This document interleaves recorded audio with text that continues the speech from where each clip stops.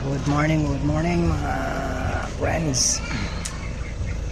So ngayon nagte-testing po ako ng aking Ford Brinks.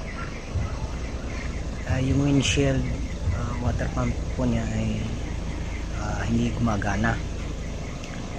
Kaya ako'y bumiyahe kahapon, Palaguna po ako.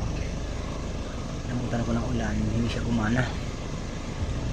So ating papalitan ngayon, ating i-check tapos papalitan natin.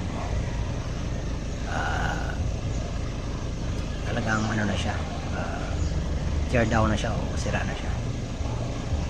So pakita ko sa inyo ang ipapalit na pyesa.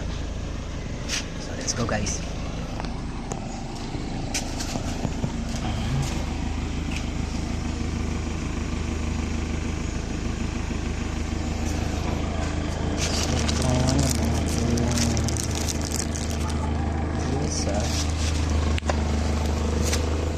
Pasensya na, wala lang akong malalay.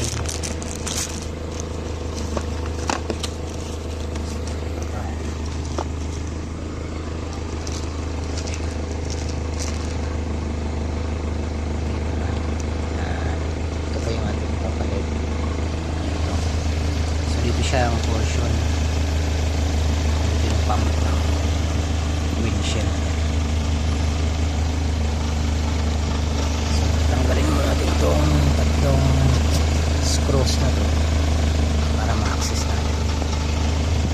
Pero bago ang lahat, try muna natin siyang buhayin na makita yun na hindi siya pangagano.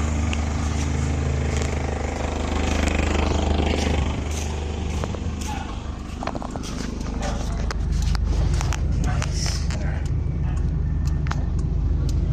Mandar naman siya ngayon. So ito lang yun, press up lang ito para gumana yung wiper. Try natin. So wala, gumagana yung wiper niya.